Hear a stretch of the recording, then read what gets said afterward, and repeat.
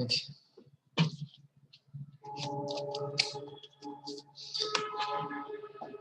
So question ऐसा है कि there are two uniform discs rotate separately on parallel axis. ठीक है? So there are two separate discs. एक मिनट रुको. So there are two separate discs in this case. Let us say एक disk ऐसा है.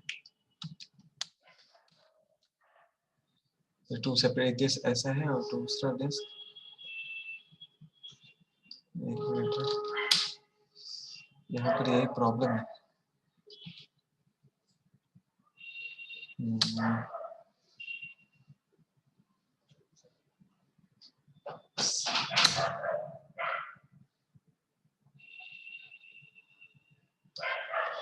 नहीं चाहिए, मैं हाथ से बना देता हूँ. In this case there are two disks, दूसरा disk यहाँ पर है. The second disk is here. और क्वेश्चन में कौन बोल रहा है कि uniform disc rotate separately on parallel axis, right? इसका एक्सिस ऑफ रोटेशन ये है, इसका एक्सिस ऑफ रोटेशन ये है. The upper disk is given an angular velocity of omega naught. Try to understand, इसको एक angular velocity omega naught दिया गया है, ठीक है ना? And the lower disk is at rest. मतलब this is the picture at time t equal to 0. इस बात को समझो. ये जो पिक्चर है, this is at time t equal to 0, जब ऊपर वाले डिस्क को ओमेगा नॉट वेलोसिटी दिया गया और नीचे वाला डिस्क रेस्ट पे है. Now the two disks are moved together so that their rims touch each other. मतलब एक दूसरे का रिम जो है एक दूसरे को टच कर रहा है. मतलब ध्यान से देखो, यहाँ पर हमने पहले वाले डिस्क के पेरिफेरी को दूसरे वाले छोटे वाले डिस्क के पेरिफेरी के साथ टच करवा दिया. ये जो पूरा अरेंजमेंट ना, this is kept in a horizontal plane. ये बात समझना, this is kept in a horizontal plane. सुन रहे हो तुम लोग? Yes sir. Yes sir. Question समझ में आ रहा है मैंने क्या बोला?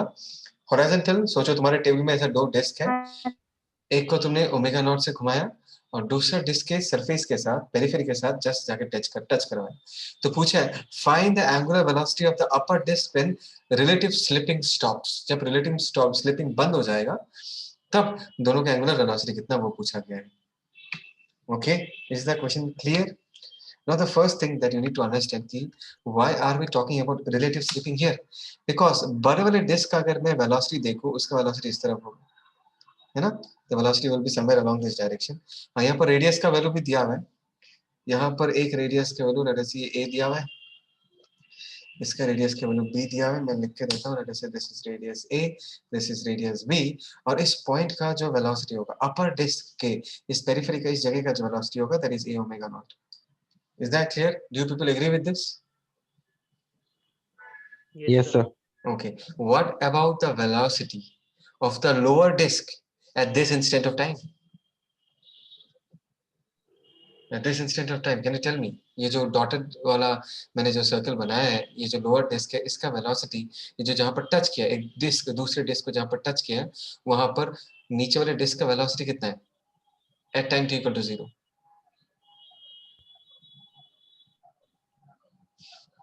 चलो, you can reply me in chat also. मैं चैट भी देख रहा हूँ. मैंने पूछा कि जहां पर लोअर डिस्क अपर डिस्क के साथ कांटेक्ट में है, वहां पर लोअर डिस्क का वेलोसिटी कितना है?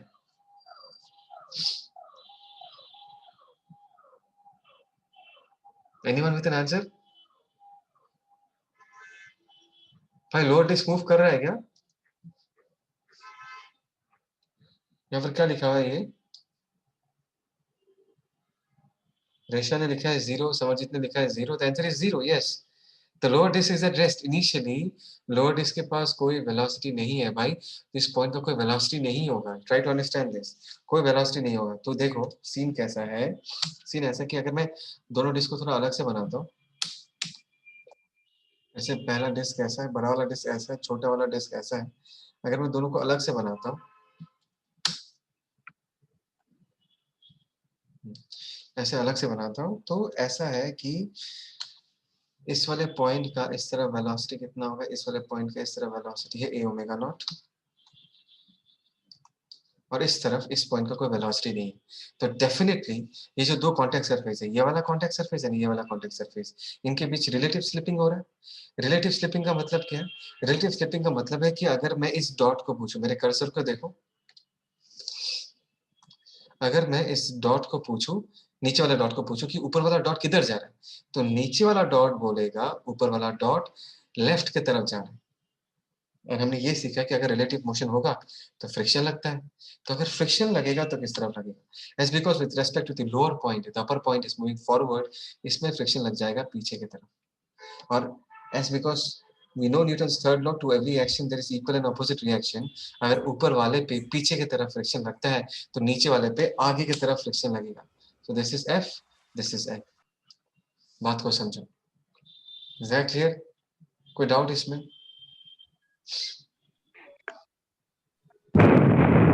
बोलो बोलो, कोई डाउट इसमें? Anyone? No sir.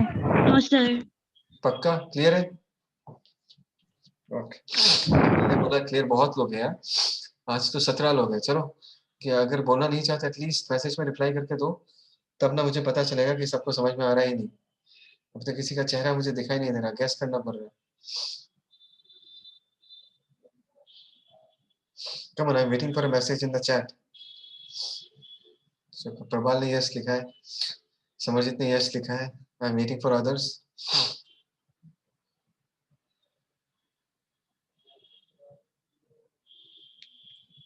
किशांगी, Resha, Ankita, चलो ऋषि बढ़िया है, चलो ग्रेट। सुदेशना यस, चलो ओके ओके फाइन।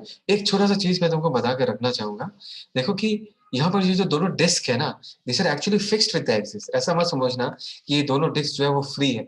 यहाँ पर जो एक्सिस है, मतलब ये वाला जो एक्सिस है और ये वाला जो एक्सिस है, ये मतलब एक फिक्स्ड एक्सिस है, दिस एक्सिस इज फिक्स्ड। तो ऐसा मत समझना कि डिस्क ट्रांसलेट कर सकता है, डिस्क ट्रांसलेट नहीं कर सकते। यहाँ पर जो है डिस्क है वो सिर्फ क्या करेगा, सिर्फ रोटेट करेगा। Both the disc will perform pure rotation. Is that clear? Now you people have to understand this. बड़े वाले डिस्क का वेलोसिटी इनिशियली इस तरफ था और छोटे वाले डिस्क का कोई वेलोसिटी था ही नहीं। तभी जो ये फ्रिक्शन लग रहा है ना, कैन यू टेल मी, ये फ्रिक्शन अपर वाले डिस्क के वेलोसिटी को क्या कराएगा? आई am waiting for that answer. ये जो फ्रिक्शन लग रहा है ऊपर वाले डिस्क पे, तो ये फ्रिक्शन जो है ऊपर वाले डिस्क के एंगुलर वेलोसिटी को क्या करेगा? चेंज कराएगा। तो कैसे चेंज कराएगा?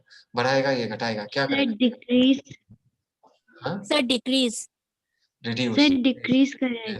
चलो, निखिल ने बोला रिड्यूस, रिड्यूस डिक्रीज, बढ़िया। प्रभाल ने भी बोला डिक्रीज, ग्रेट। रिड्यूस करेगा because in this case try to understand, अगर ये फ्रिक्शन लग रहा है, ट्राई टू अंडरस्टैंड फ्रिक्शन जो लग रहा है यहाँ पर, एक बात को हमको ये मानना है कि यहाँ पर भी कुछ ना कुछ nx लग रहा होगा, यहाँ पर कुछ ना कुछ ny लग रहा होगा, राइट? ये सारे फोर्सेस अभी और मैं बनाऊंगा नहीं, बिकॉज अब तक हमको पता चल चुका है कि ये सारे जो एक्सिस वाले फोर्सेस हैं जो मैंने रेड कलर में शो किया है, they're passing through the axis, और उनके लिए टॉर्क हम 0 मान लेंगे। तो इस अपर वाले डिस्क पे टॉर्क बनाने वाला जो सिर्फ एक फोर्स है, the only force available which can, okay, the only force which can produce torque in the upper disk is friction। और फ्रिक्शन के कारण, ट्राई टू अंडरस्टैंड, फ्रिक्शन के कारण जो अल्फा प्रोड्यूस होगा, can you tell me the sense of alpha in the upper disc? I am waiting for that answer. इस F के कारण कैसे होगा? बोलो बोलो बोलो, जनता बोलो, क्या होगा? Alpha will be anti clockwise, yes और नो? ओए बोलो। Yes sir. Yes sir. Yes anti, sir. चलो एंटी क्लॉकवाइज है, right? So this is anti clockwise. अच्छा, तो ट्राई टू अंडरस्टैंड, देखो ब्लैक वाला जो एरो है वो ओमेगा है, और अल्फा वाला जो है वो मतलब एंगुलर एक्सीलरेशन है। So what will happen to the angular velocity of the upper disc? The angular velocity of the upper disc is going to change with time. The angular velocity of the upper disk is going to change with time. मतलब omega जो है, is because omega and alpha are opposite to each other, तो upper disc का जो omega है वो time के साथ डिक्रीज करेगा। But what about the lower disc? Lower disc को ध्यान से देखो, लोअर डिस्क के पास इनिशियली कोई वेलोसिटी नहीं था, और इस फ्रिक्शन के कारण जो अल्फा प्रोड्यूस हुआ होगा, that alpha will be along this direction. ठीक है ना? अल्फा अगर इस तरफ है, इसका मतलब ये है कि लोअर डिस्क का जो वेलोसिटी है, एंगुलर वेलोसिटी जो है वो टाइम के साथ अभी इंक्रीज करेगा। Is that clear? वो टाइम के साथ अभी इंक्रीज करेगा। लेट अस से t टाइम के बाद ये एंगुलर वेलोसिटी जो है वो ओमेगा 1 बन गया। अगर ये ओमेगा 1 बन गया, ट्राई टू अंडरस्टैंड इस पॉइंट का वेलोसिटी अभी कितना होगा, इस पॉइंट का वेलोसिटी इस तरफ जो वेलोसिटी वो कितना हो जाएगा. इन this case late us say this velocity will be, ध्यान दो छोटे वाले डिस्क का रेडियस b है, तो ये कितना हो जाएगा, दैट इज b ओमेगा 1. तो नीचे वाले डिस्क का जो वेलोसिटी है वो 0 से इंक्रीज होके कहां तक पहुंचे, ओमेगा 1 तक पहुंचे. लेकिन ऊपर वाला जो डिस्क है, ट्राई टू अंडरस्टैंड, यहाँ पर अल्फा ऑपोजिट डायरेक्शन में लग रहा है, तो इसका जो ओमेगा नॉट वेलोसिटी था लेट अस से वो डिक्रीज होके ओमेगा 2 तक पहुंचे. मतलब अभी का जो एंगुलर वेलोसिटी है let us say that is omega 2, omega naught से डिक्रीज होके ओमेगा 2 तक पहुंचे. मतलब इस वक्त अभी अगर हम इसका वेलोसिटी देखना चाहे वो कुछ इस तरफ होगा और इसका वैल्यू कितना होगा, this value will be equal to a into omega 2. और ये कौन सा कंडीशन है, ये ओमेगा 1 ओमेगा 2 ये जो वेलोसिटी है कौन सा कंडीशन है, ये उस वक्त का वेलोसिटीज है व्हेन द टू डिस्क, एक minute, find the angular velocity of the upper disc when the relative slipping stops. ये उस वक्त का सिचुएशन है व्हेन रिलेटिव स्लिपिंग स्टॉप्स.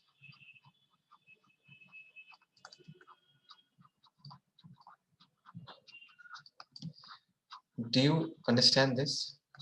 ये उस वक्त का दोनों का वेलोसिटी है व्हेन रिलेटिव स्लिपिंग स्टॉप्स. तो अगर रिलेटिव स्लिपिंग स्टॉप हो चुका है उस वक्त अगर अपर डिस्क का एंगुलर वेलोसिटी ओमेगा 2 है एंड लोअर डिस्क का एंगुलर वेलोसिटी ओमेगा 1 है, तो can you tell me the relation between a omega 2 and b omega 1? क्या रिलेशन होगा दोनों के बीच? So both of them will be equal. Exactly. Can you tell me the reason for this? Because sir no slip condition, so दोनों ही देखेगा कि दोनों के respect में दोनों ही रेस्ट पे है, तो इसके लिए. Yes. निखिल ने भी यही बोला है, इक्वल. गुड निखिल. बस सिंपल है यार, नो स्लिप है इसका मतलब है कि दोनों सरफेसेस एक साथ मूव कर रहा है. तो ये जो कांटेक्ट पॉइंट्स है, ये जो कांटेक्ट पॉइंट्स है, this contact points, in contact points का वेलोसिटी सेम हो जाएगा. तो इन दिस केस मैं क्या लिखूंगा, इन दिस केस में लिखूंगा कि a, एक मिनट, हाँ, a omega 2 will be equal to b omega 1. ये रिलेशन हो गया. यहाँ तक सबको समझ में आया? चलो गिव मी रिप्लाई. यहाँ तक सबको समझ में आया? Initial condition, this is initial condition, t equal to 0 is the initial condition, है ना. और ये जो है this is at time t, एक मिनट, this is at time t, time t का condition. Okay, yes sir. Prabhal ने भी बोला yes sir. Samarjit yes sir. Resha yes sir. Okay fine. So a omega 2 is equal to b omega 1, हमने ये condition लिख दी. अभी तुमको पूछा find the angular velocity of the upper disc when the relative slipping stops. Upper disc मतलब तुमको omega 2 का वैल्यू निकालना है ना. you need to find out the value of omega 2. so this is the challenge now कि omega 2 का value निकालना है. और दो वेरिएबल है, omega 2 omega 1, दो वेरिएबल है, हमको निकालना पड़ेगा. तो कैसे निकालें? देखो, you need to understand something.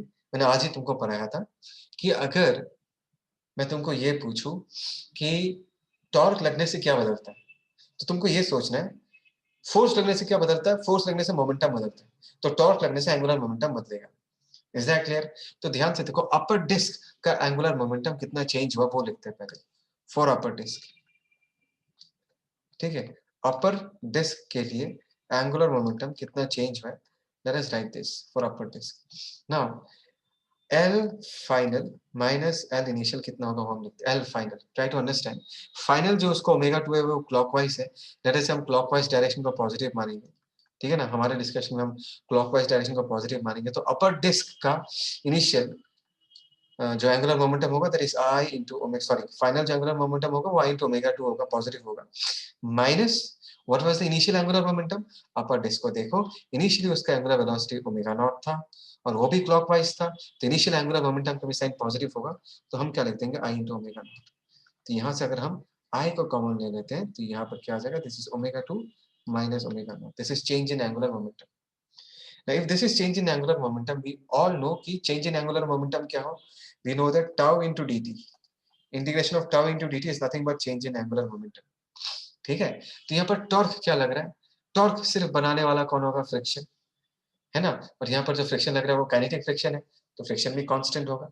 तो फ्रिक्शन के कारण can you tell me in this case, अगर मैं ये लिखना चाहूँ that is tau into dt को मैं टाउ इनटू t भी लिख सकता हूँ, बिकॉज यहाँ पर टॉर्क कांस्टेंट होगा. Tau into t that is equal to del L. Can you tell me the value of torque on the upper disk? I'm waiting for an answer. जनता बताओ कि what is the value of torque acting on the upper disk? मुझे तुम chat में भी लिख के दे सकते हो. What is the value of torque acting on the upper disk?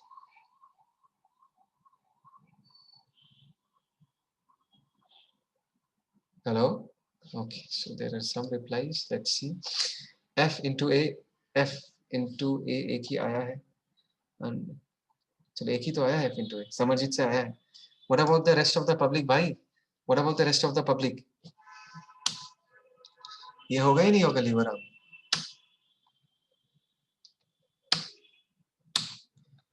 ये है ना लीवराम F का, है ना?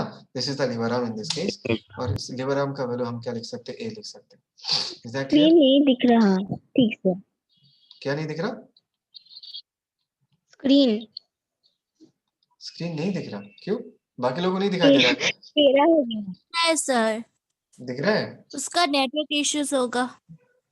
ओके ओके, चलो चलो. सो ये जो अपर डिस्क है उसका टॉर्क होगा, हम F into A लिख देंगे, ठीक है ना? टॉर्क भी होगा F into A in this case. कोई डाउट किसी को? No, sir. पक्का? No sir. No doubt sir. Okay.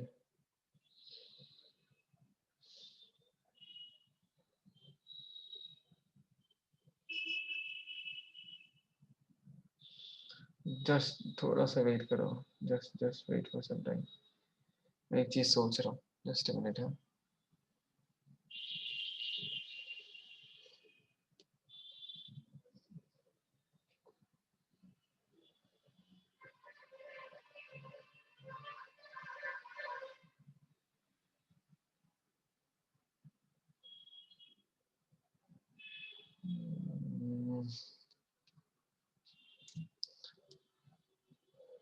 Okay fine. यहाँ पर टॉर्क का वैल्यू तो हम लोग लिख देंगे, that is F into A, है ना? एंड से फॉर टाइम t टाइम के लिए. लेकिन इसके आगे हम साइन कर देंगे, पॉजिटिव देंगे या नेगेटिव देंगे? बिकॉज ये पूरा वेक्टर इक्वेशन हम लोग सेंस देख के साइन दे रहे हैं. हमने बोला कि क्लॉकवाइज साइन को हम पॉजिटिव मानेंगे, तो यहाँ पर जो फ्रिक्शन के कारण जो टॉर्क लग रहा है F into A, उसका सेंस कैसा है? क्लॉकवाइज है या एंटी क्लॉकवाइज है? Anti clockwise. Anti-clockwise.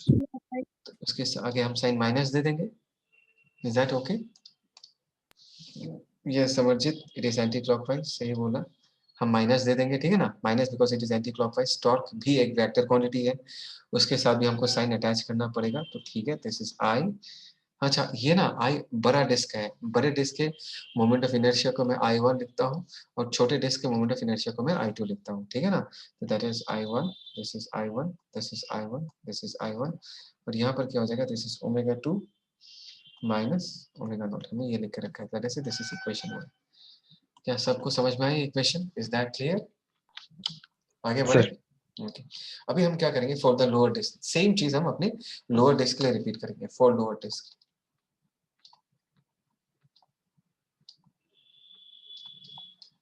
तो लोअर डिस्क के लिए हम देखें तो लोअर डिस्क के केस में ध्यान से देखना.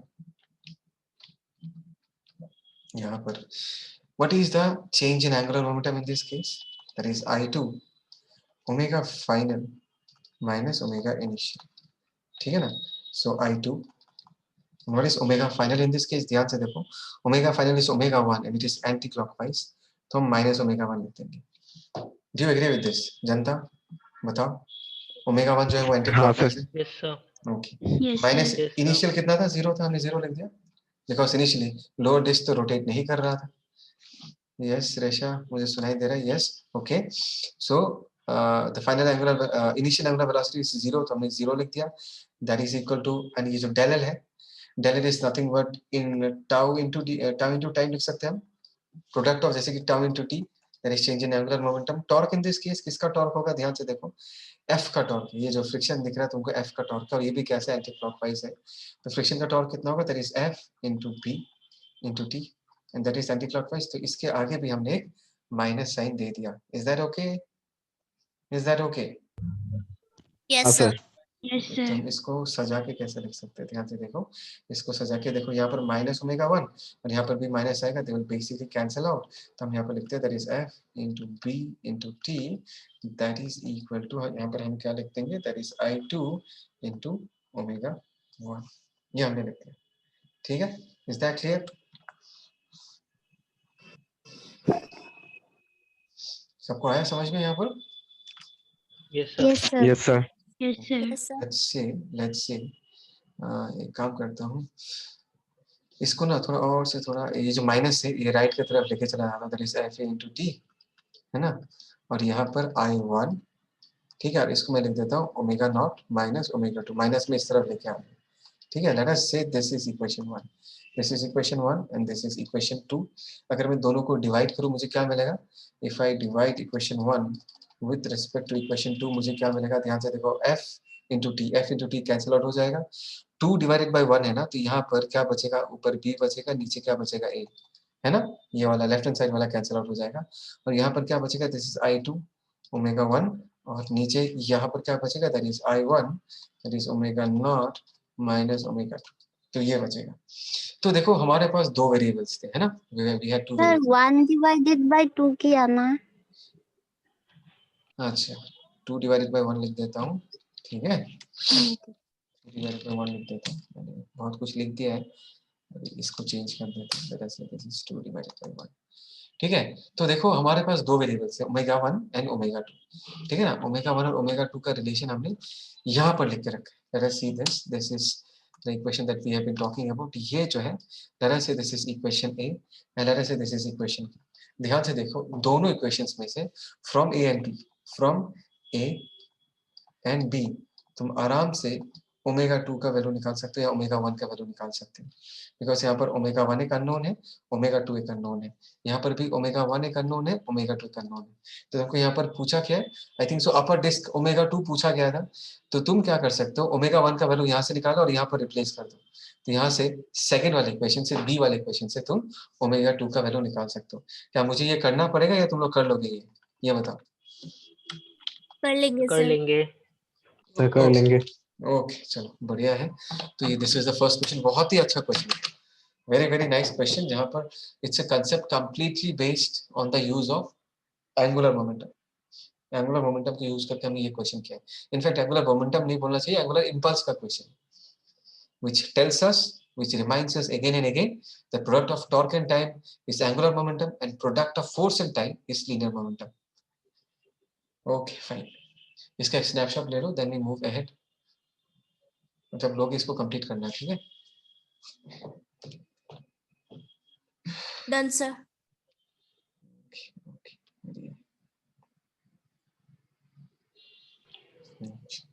आगे बढ़े।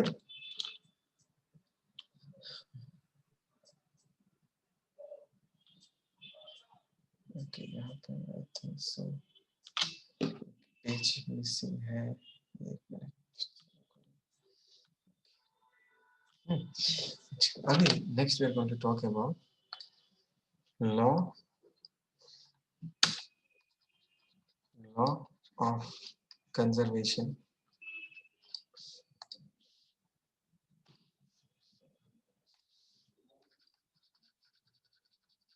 Of angular momentum.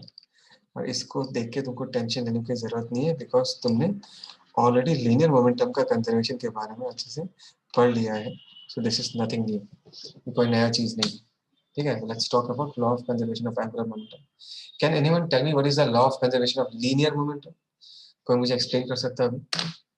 उसके बाद मैं ये डिस्कस Sir, करूंगा। if there is no external force, then the linear momentum remains constant. Okay, now can you modify this statement for law of conservation of angular momentum? जो तुमने कहा है इसको Sir, क्या if तुमने there is no external torque acting on the object, then angular momentum remains constant. Exactly as simple as that. अगर तुमको linear momentum conservation समझ में आता है तो ये भी बहुत ही आसान है। हम ये कहेंगे कि इफ टाउ एक्सटर्नल या tau net is equal to 0, then हम ये कहेंगे कि एंगुलर मोमेंटम जो होगा that will be a constant, वो चेंज नहीं होगा। बट इसको हम एक्सप्लेन कैसे करेंगे? वी ऑल नो कि tau is equal to what है, dl by dt, right? Tau is always equal to dl by dt। Now if तुमको दिख रहा है कि टाउ जो है वो 0 है, टाउ 0 है, इसका मतलब क्या है, dl वेक्टर by dt क्या होगा, 0। और अभी एक बात बताओ, हमको पता है कि अगर हम किसी कांस्टेंट का डिफरेंशिएशन करते हैं, किसका डिफरेंशिएशन करते हैं, किसी कांस्टेंट का अगर हम डिफरेंशिएशन करते हैं, उसका डिफरेंशिएशन 0 आता है। तो अगर हमने यहाँ पर dt ऑफ l किया है, अगर हमने l वेक्टर को डिफरेंशिएट किया है और वो 0 आ रहा है, नेक्स्ट लाइन में हम क्या लिख सकते हैं? इसका मतलब है कि l वेक्टर जो होगा वो क्या होगा? कांस्टेंट होगा, and hence law of conservation of angular momentum is proved. बोलो, ये समझ में आया नहीं आया? ये प्रूफ समझ में आया नहीं? Yes, sir. सिंपल है ना? सिंपल है ना? अगर कोई टॉर्क नहीं है तो dl by dt 0 है। अगर dl by dt 0 है, इसका मतलब क्या है कि l को हम क्या मानेंगे? कांस्टेंट मानेंगे। So there are two people in the chat. Let's see. Okay, चलो बढ़िया है। So L is constant in this case, ठीक है। लेकिन इसमें एक छोटा सा कैच है, देखो कैच मैं तुमको समझा के रखना चाहूंगा कि यहाँ पर जो टॉर्क है, टॉर्क जो है हम किसी एक्सिस के अबाउट ही कैलकुलेट करते हैं, राइट? टॉर्क जो है हम किसी एक्सिस के अबाउट कैलकुलेट करते हैं, और एंगुलर मोमेंटम जो है वो भी किसी एक्सिस के अबाउट ही डिफाइन होता है। दैट मीन्स हमेशा याद रखना, जिस एक्सिस के अबाउट टॉर्क 0 है, उसी एक्सिस के अबाउट का जो एंगुलर मोमेंटम होगा वो कांस्टेंट रहेगा। This is very very important. जिस एक्सिस के अबाउट टॉर्क 0 आ रहा है, जिस एक्सिस के अबाउट टॉर्क 0 आ रहा है, उसी एक्सिस के अबाउट एंगुलर मोमेंटम कांस्टेंट होगा। दैट मींस यहां पर जो दोनों एक्सिस तुमको दिख रहा है, ये दोनों axis they have to be the same. Do you understand this? Do you understand this? Yes, sir. हाँ sir. Yes, sir. Yes, sir. इसका एक स्नैपशॉट ले लो, then we move. अच्छा 10 मिनट है, इसके बाद बंद हो जाएगा, मैं तुमको एक लिंक दे दूंगा।